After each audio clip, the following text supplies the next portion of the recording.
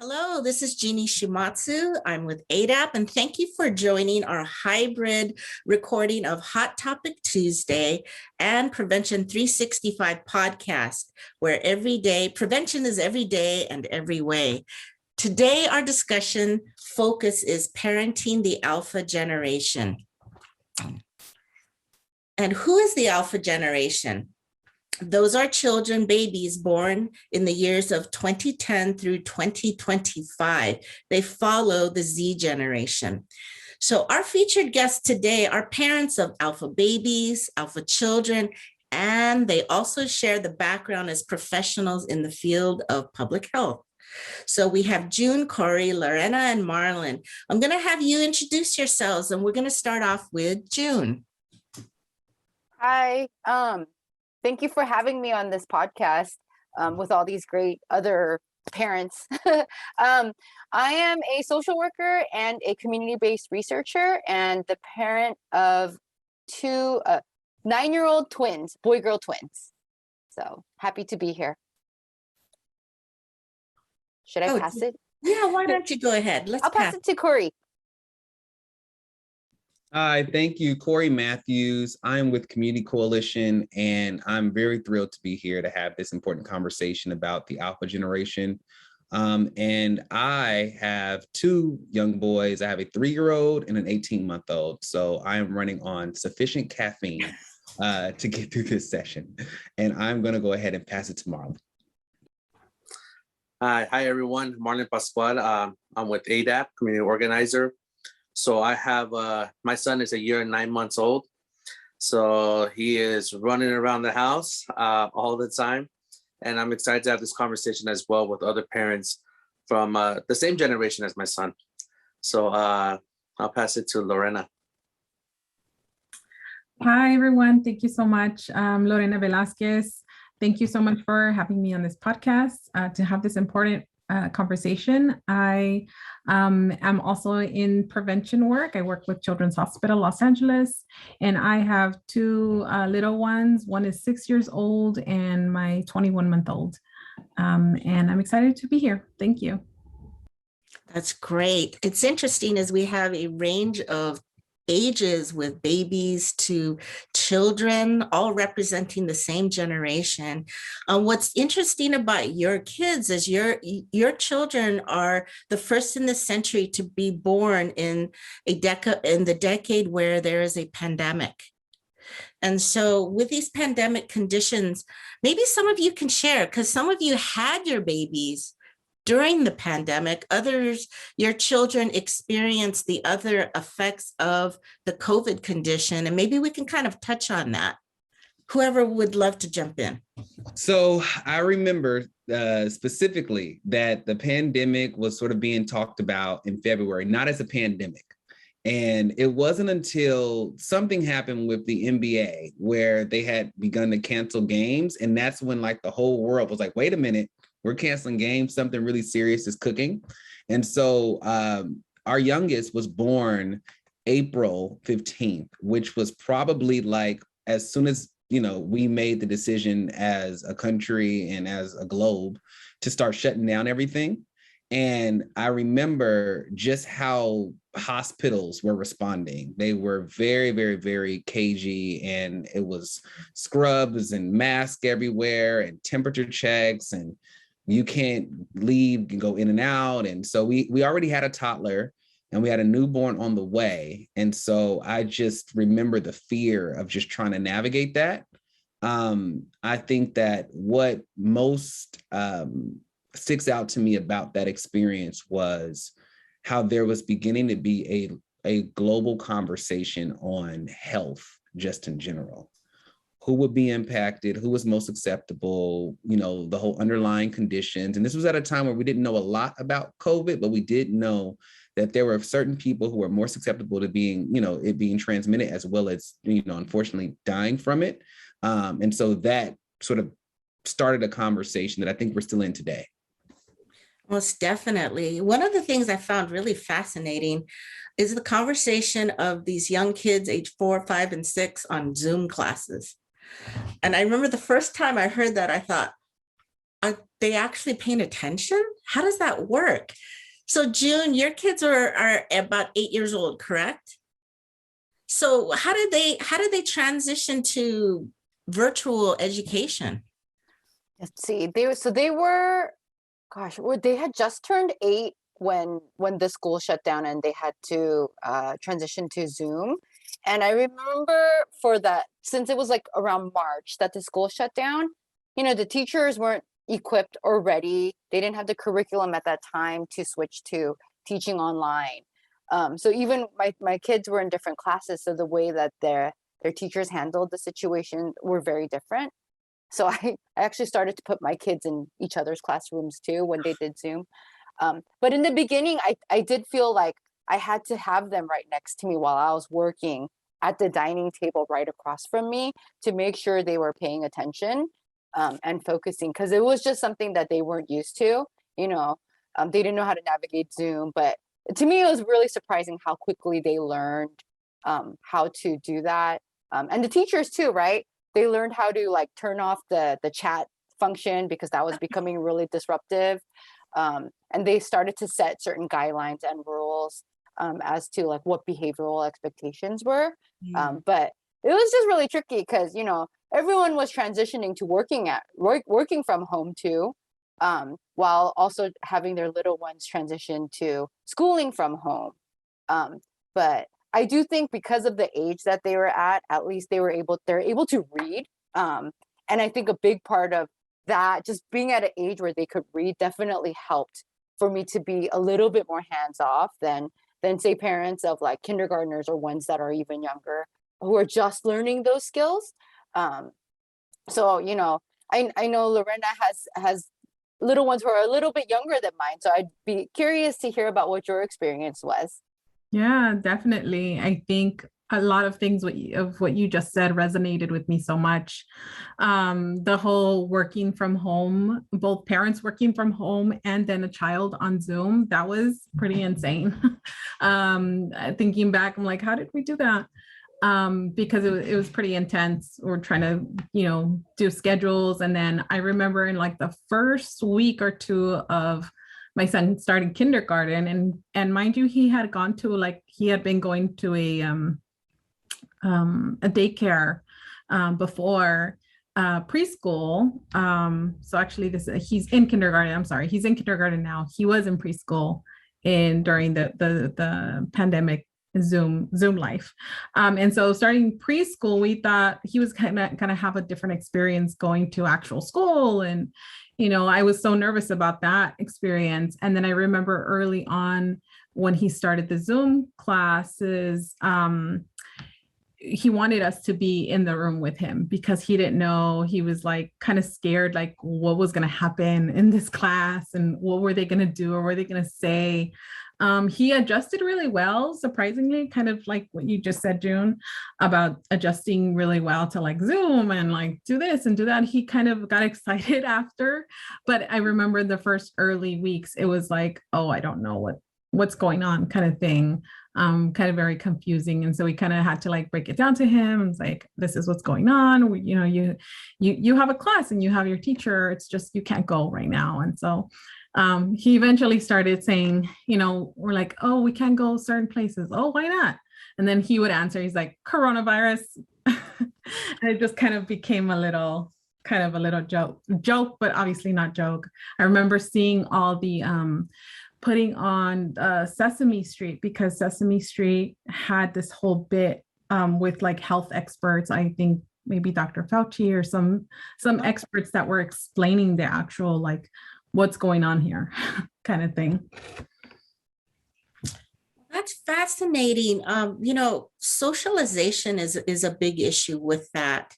One of the colleagues had shared with me, he has a daughter that's 2. And one of the concerns he had was, is this going to have a long-term effect on her? Because she's very trusting, very loving, wants to run to people, but, we have to pull her back because we're uncertain. There's a little bit of concern there. So there's different thoughts that parents have about how they're adjusting to this. Are there any concerns that you have when it comes to socialization and influence? Kind of a left field question, but what do you? No, it's a great question. I'll hop in here because I have a lot of strong thoughts around this. And I'll just start with, when the baby was born, our 3-year-old was 18 months old at the time. And we were so fearful of the baby getting sick. And then, we'd have to basically leave him at they warned us he would have to be at the hospital and we would not be able to see him at all because of COVID and just all the restrictions. And so we basically went on the whole house is just shut down, contained. And I remember that was very difficult for us because we had our 18-month-old who's used to going to daycare and used to being with his friends and seeing his grandparents and, his aunties and uncles and cousins, et cetera. And he basically was just at home with us and a newborn. And we were all just, sleepwalking because, a newborn wakes up every 2 hours. And there were 3 moments. The first was, I remember having to go back to work. My wife was still on maternity leave, but I was back from paternity leave. And we were just outside in the backyard and we have a dog. And my 18-month-old was just playing by himself with the dog. And I was on Zoom calls and I couldn't pay attention to him or my work at nothing was getting the best of my attention. And just seeing that sense of loneliness was really hard for me. Very, very, very hard for me. I didn't think it was fair. I didn't think it was right. Our parents would drive by, my wife's parents, my parents, and would just kind of have to hold the baby out the door and just kind of wave and see. But the fact that he couldn't get that bond with them was really hard for me too. And then the third thing was we did go ahead and start, we eventually got more comfortable when the baby reached 6 months old. He can go to daycare, and we had to start thinking about preschool for the oldest. And to see them go to preschool, and sorry, this is all emotional, but this is parents, so you guys get it. No, please. With mask on. That just sucked. Because there's so much you lose with the nonverbals, facial expressions, seeing people's whole faces, all of that. And just to see him, his first day of preschool picture, and he has on a mask. And I just remember saying, I hate this. I hate this pandemic. I hate that he's not going to even know what regular school is. He's not going to even know what his classmates looks like, what his teacher looks like. They're going to only know them from this up. And then the baby isn't going to know a world before. He only went to the store with us for the first time 2 or 3 months ago. So those are the 3 moments, the backyard playing lonely, the baby not being able to bond, and then, the preschool with the mask on thing. And it just was this sucks. So those are my feelings about it. Wow, my heart just ached right now when you shared that, because it is something such a paradigm shift in how we grew up. As to what their normative life is like. Marlon, I don't know if you wanted to add anything, and you don't have to if you don't need to. Yeah, no, of course, I do. Similar to what Corey's saying, at least for me, it was my only child, right? So first time dad, and you're trying to learn everything on the fly. I mean, my parents or my parent-in-laws try to share as much as possible, but you have to experience it. And then my experience at the time when my son was born was a month before the pandemic happened, back in February 2020. And I also was the legal guardian for my niece and nephew, who were 4 months and a year and a half at the time. So I went from no babies to 3 babies and then a pandemic. So out of necessity, my mother-in-law would have to come over. And it's kind of a type of paranoia, right? What if, because I can't control that, she has to go to the market too, she has to do this and that, and she's coming here to take care of my niece, nephew, and my son while we work, because as Corey said, your attention divided, you can't really do 100% each. So, And then at the same time, my parents, they met my son the day after the hospital, but because of the situation with niece and nephew and then the pandemic, they didn't really get to see him until I think we were comfortable by Mother's Day to go see my parents. And that was kind of the start. My parents were always waiting to to have their grandchild. And we had to be really careful. And the center of our decisions wasn't, was the kids, right? Their health. We're trying to protect their health, their well-being. That's the most important thing that factors in all our decisions. So I agree. My son does have a different experience. The same grandma, my mother-in-law takes care of the same niece and nephew, who are no longer under my legal guardianship, and my son. So he sees them all the time. So he's playing, he's running. When he's here at home, his nap time is at noon. When he's over there, he doesn't sleep until 3 p.m. because he's trying to play. So at least he has that experience. He's not older as Lorena or June's children. So the Zoom calls, well, he knows how to work the phone for YouTube, but he's not doesn't have to do classes on Zoom calls, right? Wow, that's so interesting that he has this bubble of safety. And I think we've had to create these bubbles. I think most of you mentioned, raise your hand if you work from home. Is that everybody? So almost everybody has had to work from home. And as public health advocates, you've had the experience prior to that interacting with community, working with parents, working with youth. And there is an intersection as a professional when you're doing drug abuse prevention, and then personally, when that intersection meets as a parent. So I wanted to ask you and put this question out to you is, for you, how do you take that professional knowledge and understanding of what you see happening with other kids in the community and with the issue of influences of substance abuse? And then how do you bring that home as strategies for your children, your babies, even if it's more indirect? So if I could get your thoughts on that, how do you plan to introduce drug abuse prevention to your children? I'll jump in. For me, I think I facilitate, because of the prevention work I facilitate the Guiding Good Choices curriculum, which is a prevention curriculum for parents specifically. And so I've been doing that since I've been at Children's, like I said, I'm not sure if I mentioned it, but for 8 years or so. And so I've been doing that curriculum. So I did the curriculum before I was a parent, and it's definitely changed as I became a parent. And so but even before or after kids, I think that my message to parents was always, because the question that gets brought up in that curriculum a lot is, when should I talk to my kids about drugs and alcohol? When should I have the talk with them? And I honestly tell them, there is no time to, there is no perfect time, at least in my opinion, to have that talk about drugs and alcohol, because it's everywhere. And it might be in our homes.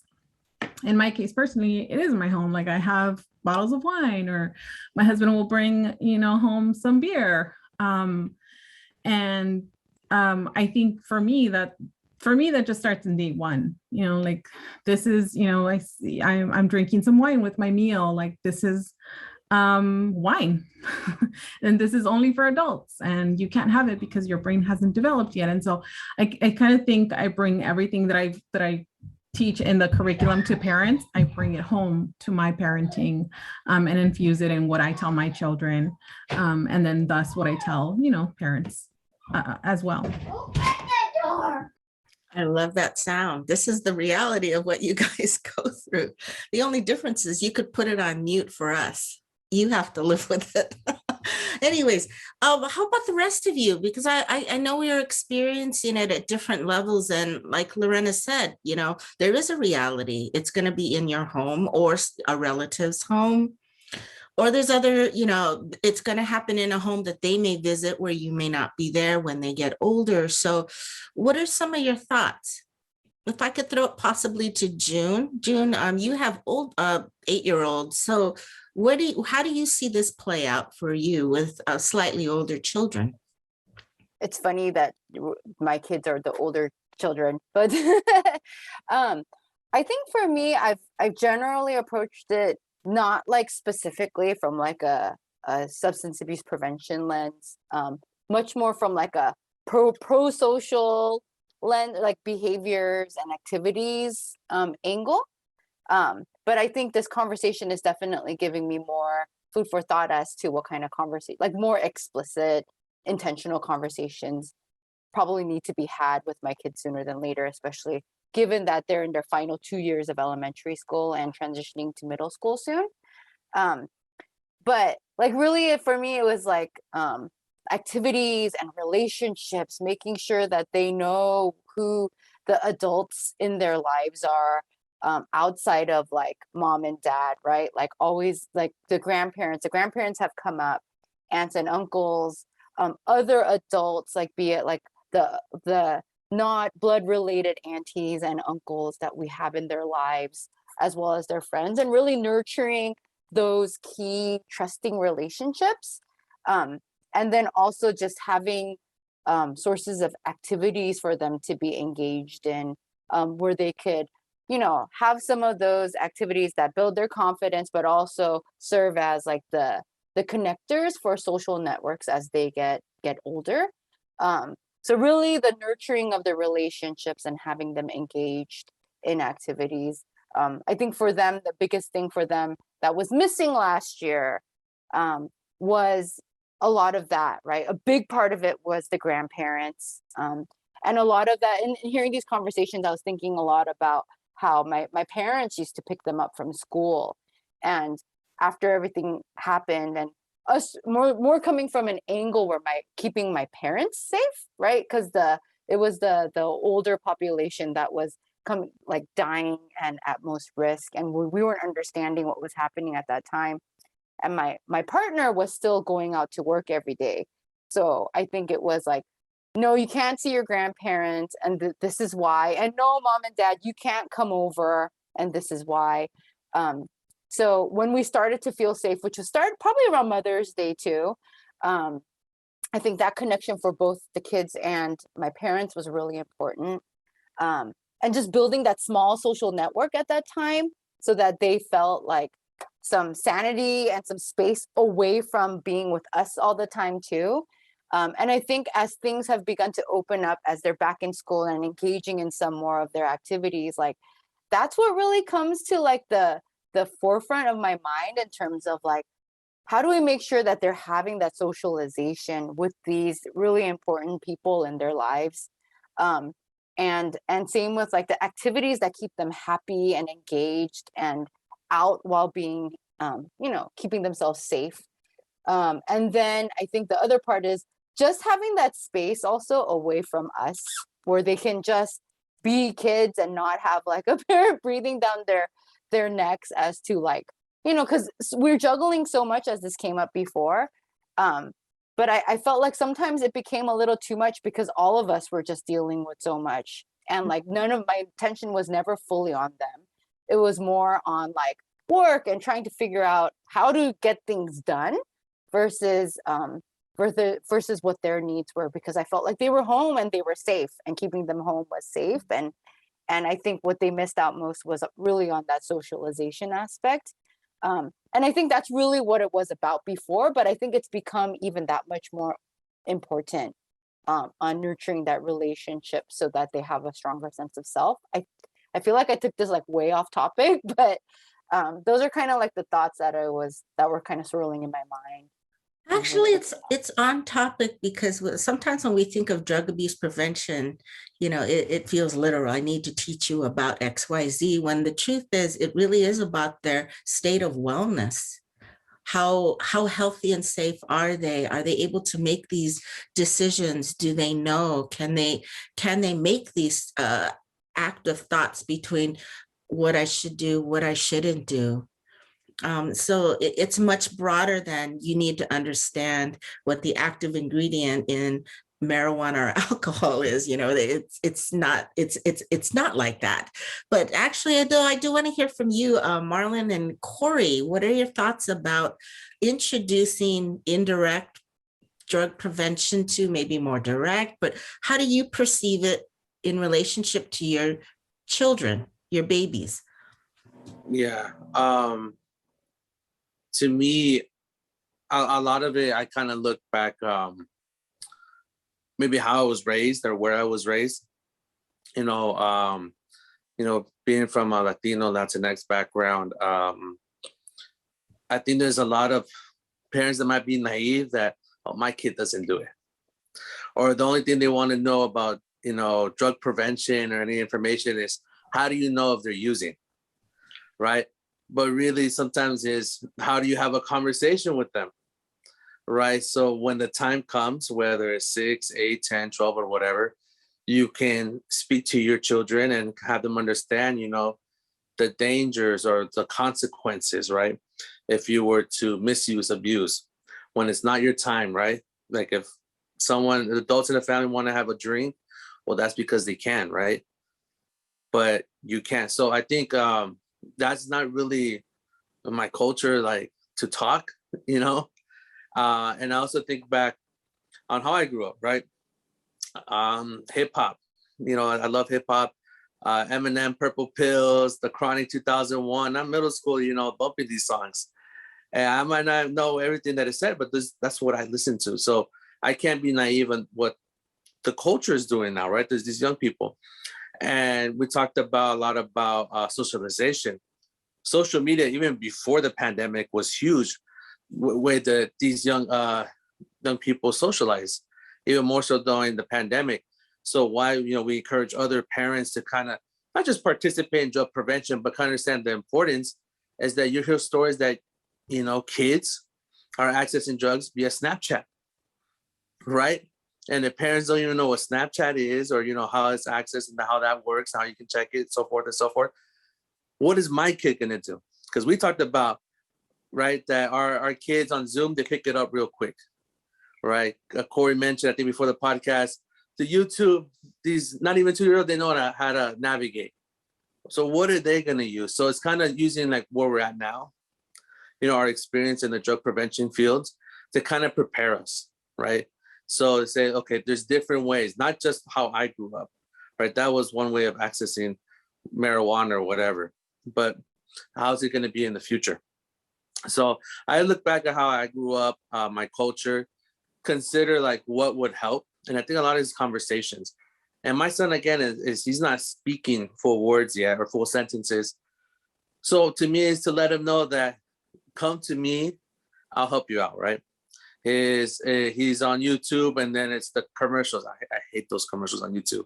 It's like they want parents to pay for the ad-free YouTube. It's terrible. But he comes to me, I have to put skip video, and then he's fine, right?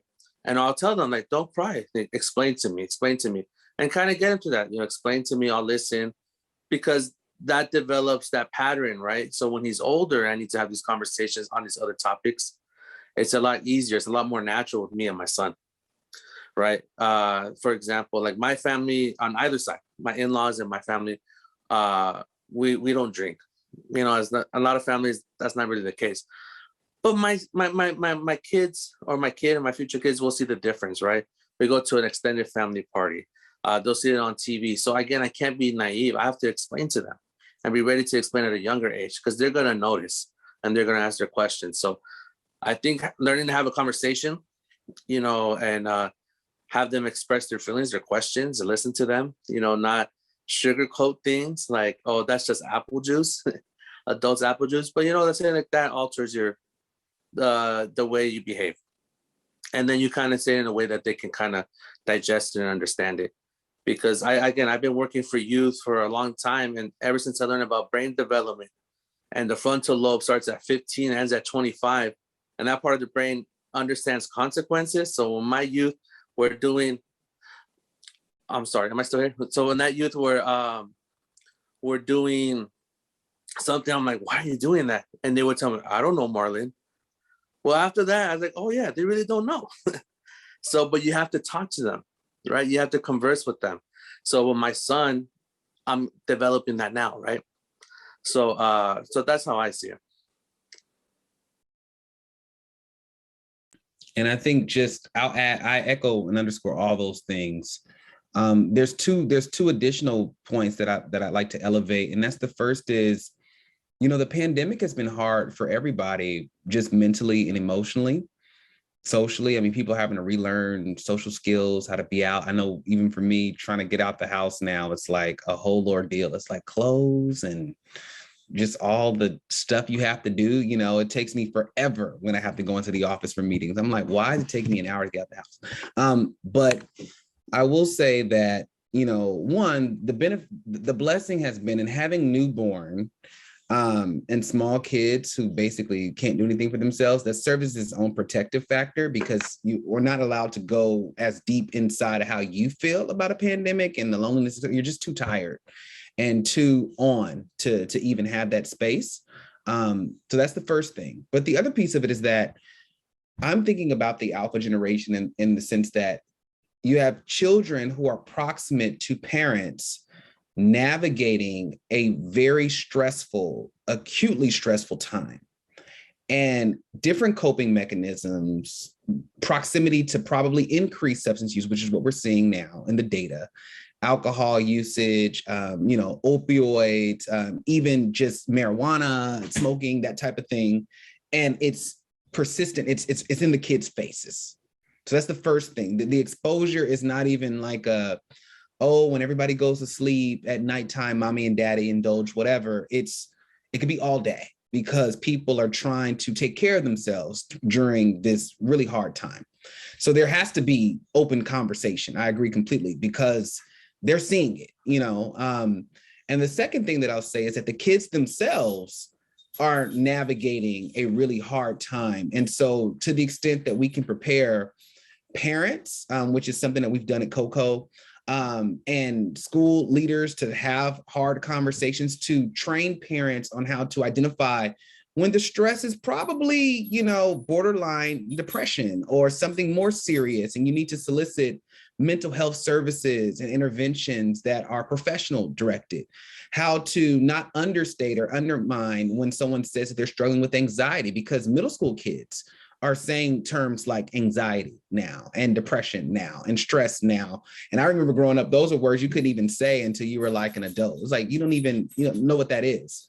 And so being able to give literacy and language to the more social, emotional, mental side of things for our entire families is an area that I think just is necessary as an intervention.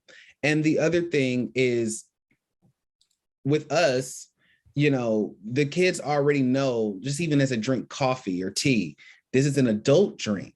This is an adult beverage. So they know that they're children and that we are adults, and that there's just a difference in the separation. But, we have a toddler now that's in that curious age of asking, well, what's that? What's that? What's that? And it's like, no, you can't have that. You have to be very safe. And so similar to the mask, you have to be very safe. And so I think it's gonna come to a point to where these conversations have to happen early and often, and they're integrated with everything, because of the fact that you cannot hide these things. You're just too proximate. People have never spent this much time with their families and children at home, so that's just the reality of something that I think is unique to this generation. I love how you tied that in, because right, there have been positives to the COVID pandemic in terms of bringing the family together. It hasn't been fully negative, but when we do look at the scope of what Alpha generation is, this is a generation born into advanced technology. They are the generation that is experiencing firsthand global connectedness. And other things that are going on are like social consciousness and blended diversity. All of that is really layered. This is a really interesting generation. As they get older, I'm really curious to see where this is going to go.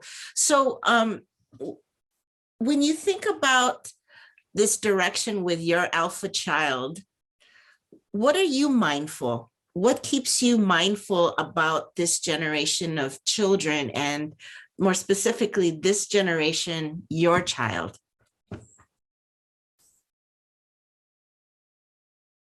Big thought. We got to think about this, huh? It's huge.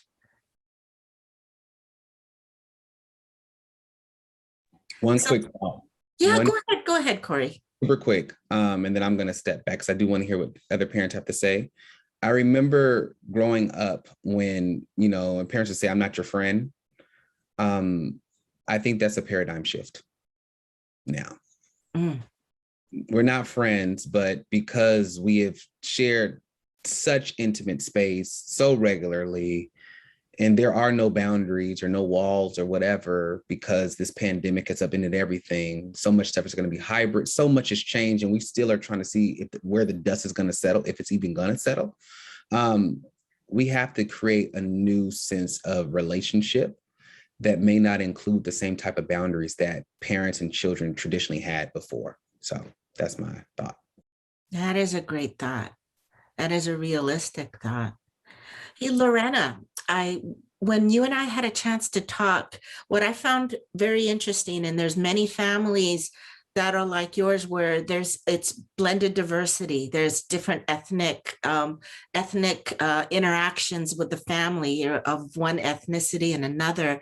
My cousins, there is no such thing as I am just Japanese. My cousins are Japanese and Black, African American. My cousins are Caucasian and Asian. So, and they represent a culture that doesn't define itself by one thing anymore. And is that something that you see happening in your household? Yes, I do. I'm half Mexican, half Salvadorian. My husband is Chinese. And so my kids we joke, we say they're Czechoslovakians sometimes. But yeah, and there's blended family, blended intergeneration. So,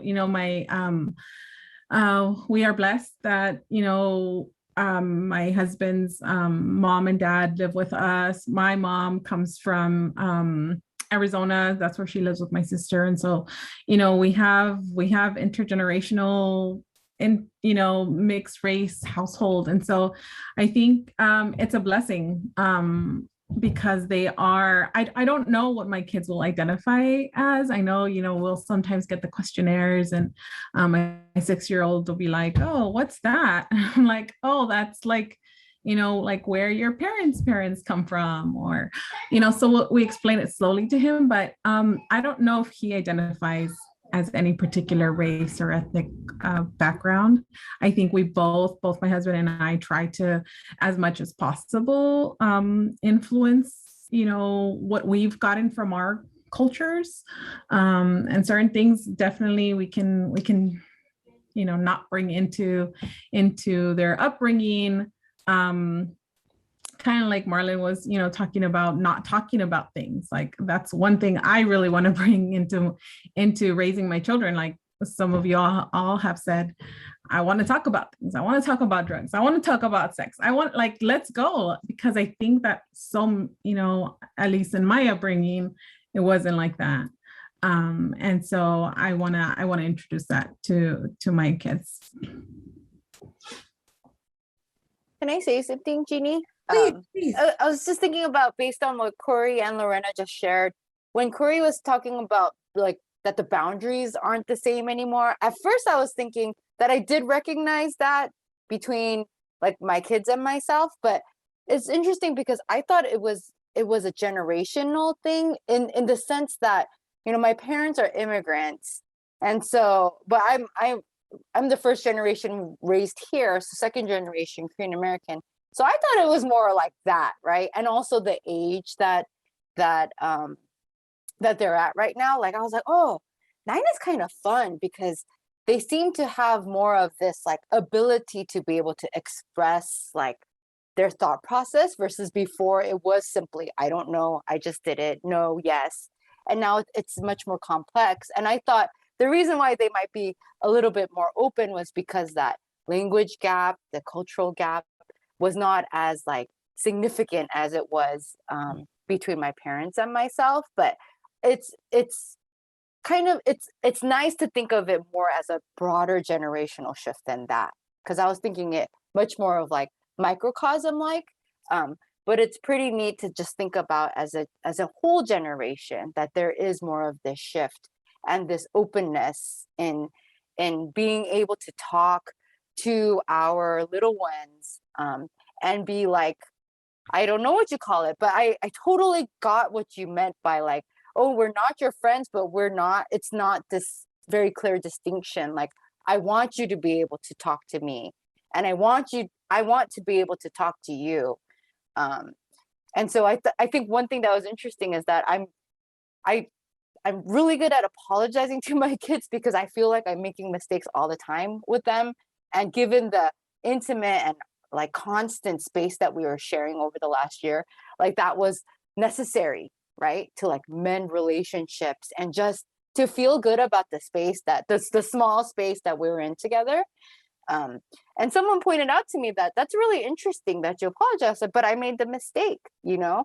And I think they need to understand like that I need to be humble and express my humility when it's necessary too, so that they know that when they make mistakes, they can come to us and we could be open and we could have a conversation and we could talk about like what were the factors that caused that, you know. It's often what stress, hangry, you know, things like that, and having that space to talk about how it affected me. And then, you know, that I might have reacted in a way that was not necessary, and own up to that, so that they have that as a good model, right? To be able to have that space to do it themselves. And I don't think, you know, I like to think that we had those opportunities before, but we certainly had a lot of those learning opportunities in the last year. And I think we're just building on that now, right? Like it's definitely shifted my relationship with my kids, and the dynamics that we share. And it's been really like interesting to see just how this conversation is helping me to think about it a lot more broadly. So this is just fun and really cool. Thank you, June. I love that comment about transparency, meaning they have to see you for who you are, and the traditional role of as an adult, I'm perceived as not making mistakes. I am your perfect role model, doesn't fly. And the thing is that they're so honest about it. They will tell you to your face when they know that you're giving them a line. So yeah, parenting nowadays, it's this entire shift. Do you find that comforting, or do you find that disquieting? The shift of how you think as being a parent.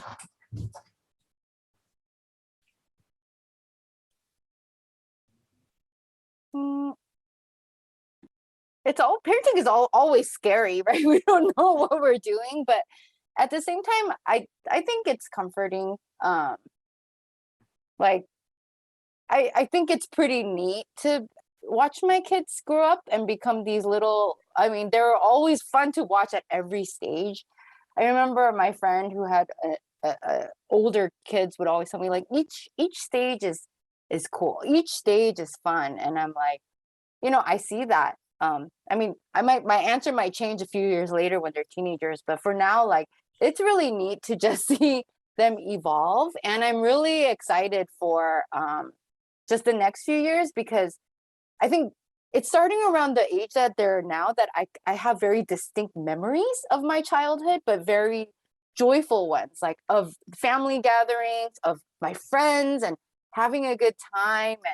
And so, but really there were a lot of those times where just like apart from my parents, but with the other people in my life, who are still a part of it. And so I'm really excited for them to be growing more into that phase of their lives too.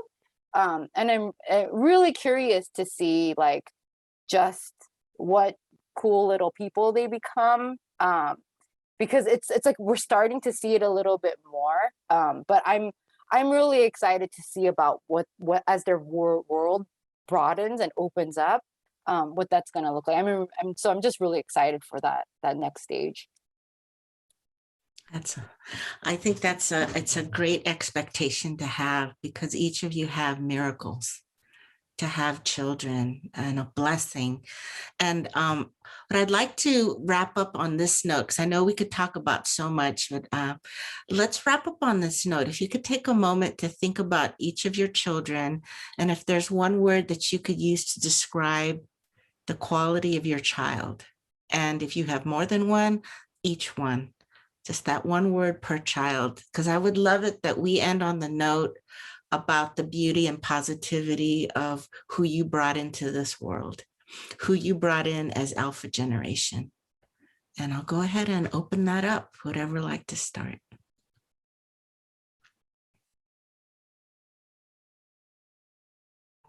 I guess I'll start. I think for my 6-year-old son, one word to describe him is very empathetic. And then for my 1.5-year-old, I would describe her as very fierce.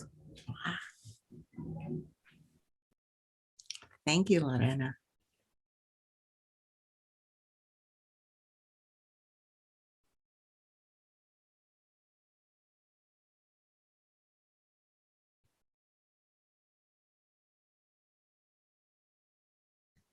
It's hard to find that single word, right?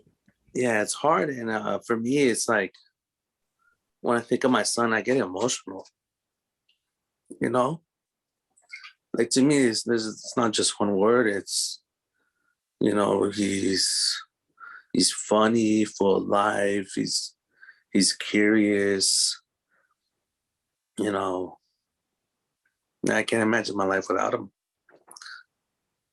So it's not one word, but man, I love that little fool. I'm not gonna lie, I love him, man.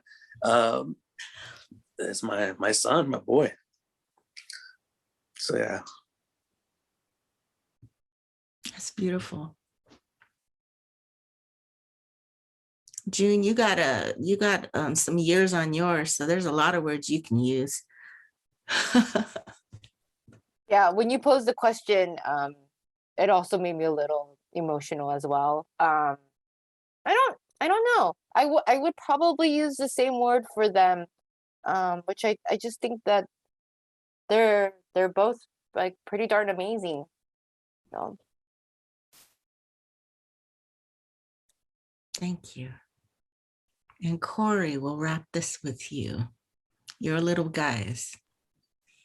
You know, I'm big on alliterations and I'm big on harmonious things. So both of our boys' name starts with J.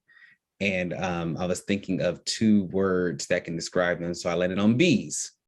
So I'll start with the baby, because I never want the baby to feel like, oh, he's the oldest, so he always gets. So I always I flip their names around all the time. I try and throw them off. But the baby, and there are 2 words that I admire. The baby is bold, just adventurous, not scary, just jump out there, bold. And he just has such passion for doing whatever he wants to do. And he's our little baby boss, and he's bold. And I love that about him. And then our oldest, bright, lights up a room, just the best smile, the most infectious laugh, so curious, so charming. His vocabulary, he told me and his mom the other week, he says, Mom, I'm so proud of you. Where did you learn that from? And then you kind of like, oh, you're proud of me? Like, then it's like, do you know what proud means? Like, who taught you that? But I'll take it. So he's just bright. And so those are just 2 things that I really admire about both of them. And of course it has to match, because the whole harmonious alliteration thing. Oh my God, my heart is bursting with such warmth and joy right now. Thank you. Gosh, thank you so much for the pure honesty and what you gave, the gift of your children, your beautiful your alpha gems. And it's a profound thank you. So in wrapping this up, a profound thank you to Lorena, Corey, June, Marlon, for sharing your thoughts, for your heartfelt experiences about your beautiful children, about being alpha parents, the struggles, the joys, the challenges, and most importantly, that you shared this gift with everyone, other parents who are going to listen and learn. So thank you so much. And we're going to wrap this part up with this video will be available through AADAP's YouTube under People Need People, AADAP Inc. And our podcast episodes will be available on Parenting of the Alpha Generation, on Believe, that's BLEAV, Spotify, and Apple Music. And that you can find that under Prevention 365. And again, thank you so much. You guys go home and hug your babies. And thank you for sharing your experiences about them.